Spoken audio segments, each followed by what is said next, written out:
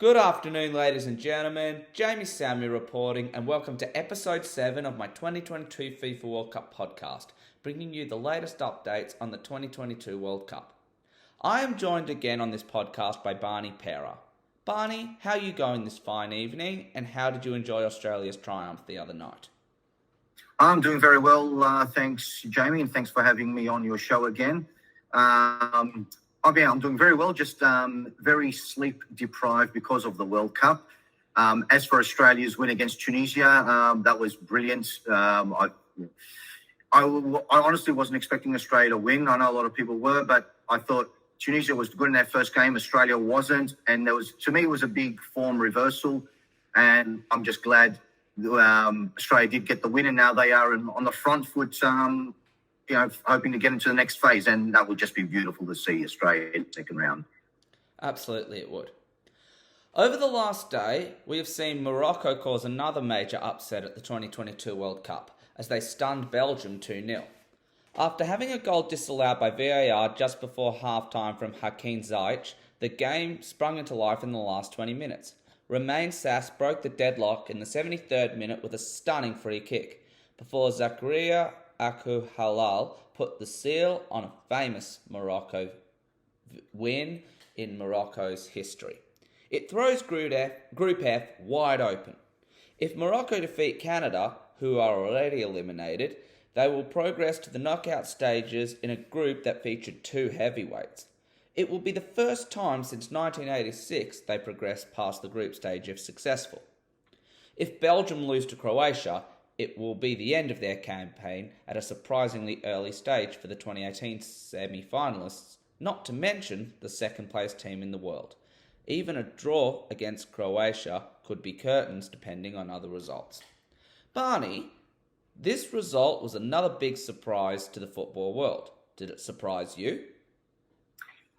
Not really. I think Belgium is a very overrated team, and I think Morocco is a very underrated team. So I think it was a lot more even than people gave the Moroccans credit for. Morocco has a very bad history of tragic losses, and I'm always willing them to win. And I thought Morocco showed in their first game that they are here to play football, and Belgium was somewhat lucky against Canada. So it wasn't too big a shock, and I think there are some problems in the Belgian squad as well. So Belgium is up against it now. I wasn't overly surprised with that result, to be honest. With all that's uphill against Belgium, do you honestly see them getting out of the group now? Hard to tell. Their first two games, they have not been impressive at all, and they were against the two so-called weaker teams in their group. So against Croatia, who, they've been there, done that, they've got a very big mountain to climb. As overrated as I see them, they're still a strong, formidable team. I just can't help but think with their, they've got some very significant Premier League stars and ex-Premier League stars. They really should be a better team than Croatia, but on form, it's hard to see them really doing anything to the Croatians. Maybe they'll rise because their back is to the wall. I guess we'll wait and see. Yes, we will. Croatia downed Canada 4-1. After Canada scored their first World Cup goal, as early as the second minute through Alphonso Davies, it was all Croatia from then on. Kramaric equalising in the 36th minute before Marko Livaja gave Croatia a 2-1 at half-time advantage. Kramaric iced the game with a brace in the 70th minute before Lovro Majer added icing on the cake in the 94th minute. Croatia is up and running at this World Cup, on top of Group F after two matches. They only need a draw against Belgium to progress through to knockout football. Barney, did you expect anything less from this Croatia super side? I didn't expect it to be as easy as it ended up being, but I expected a bit more fight from the Canadians. And when they scored, I thought, we're in for a good game. But in the end, Croatia just ran on with it. So, no surprise in the final result. Just the score was a bit of a surprise for me. Fair enough. And can you tell us your prediction for Croatia's final game against Belgium? Yeah, that's a tough one. Honestly, on form, I expect Croatia to beat Belgium. For the sake of my tipping competition, I hope it's the other way around. But honestly, on form, I can't see Belgium really putting anything together. They have been absolutely woeful in their 2 games. Absolutely, they have. Spain drew 1-1 with Germany, as Germany kept their knockout stage hopes alive with an important point picked up. Alvaro Morata gave Spain the advantage in the 62nd minute, and the game was following the script, before Germany dug deep and Niklas Füllkrug scored a crucial equaliser for Germany in the 83rd minute. As Germany kept their World Cup progression hopes alive, especially considering Costa Rica's upset over Japan, it leaves it open for any side to still qualify heading into the final game. If Spain beat Japan and Germany are good enough to win against Costa Rica, Germany will join Spain in the last 16.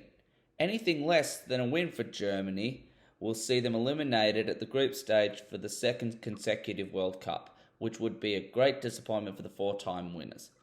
Barney, what did you make of Germany's performance to bounce back and gain a credible draw against hot favourites Spain?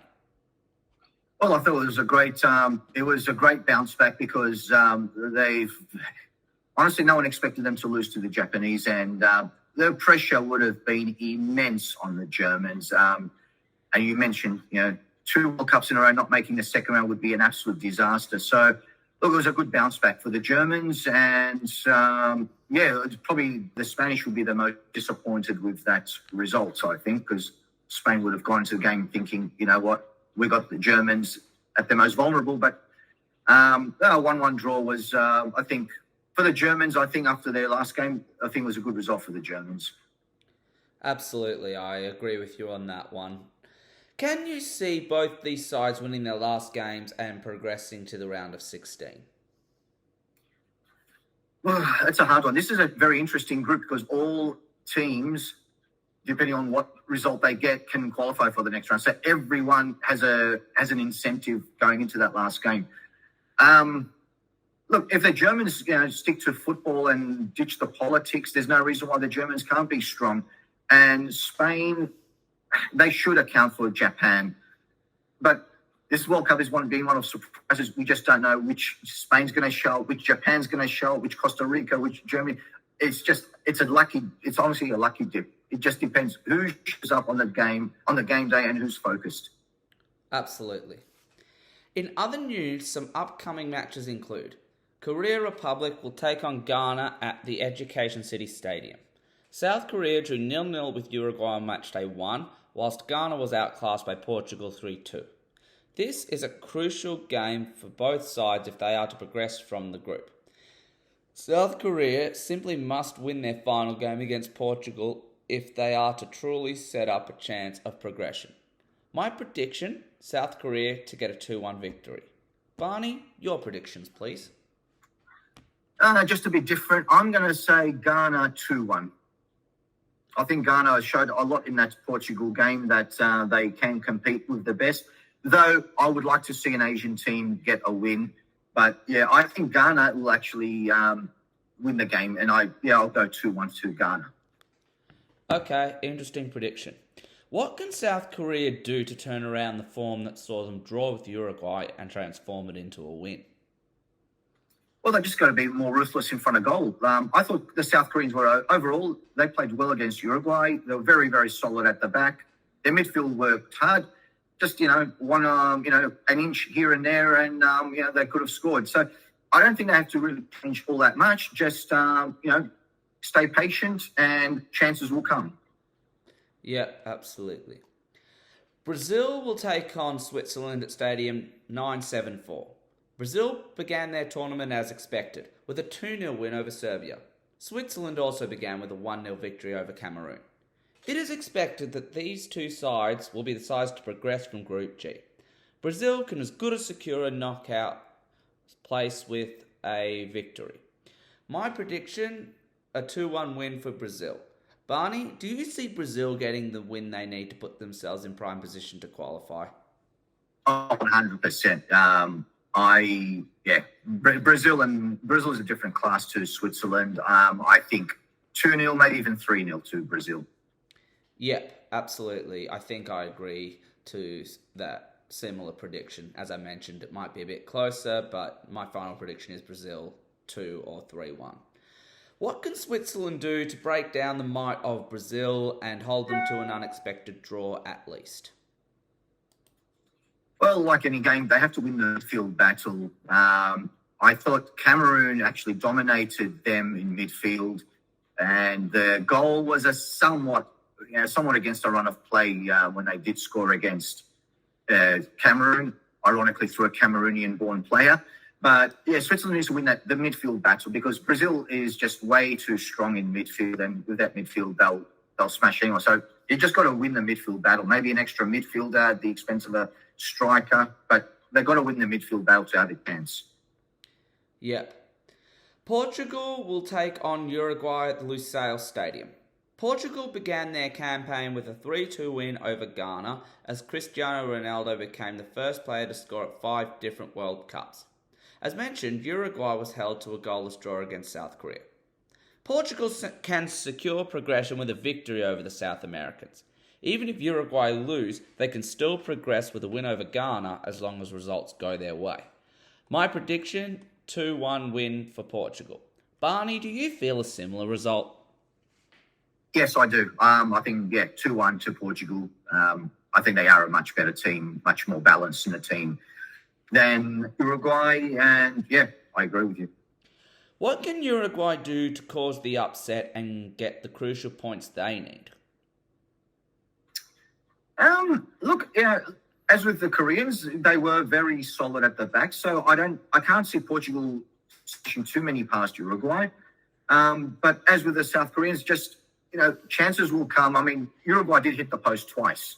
So, again, an inch here and there, Uruguay could have beaten South Korea. So just keep doing what you're doing, keep doing what you're best at.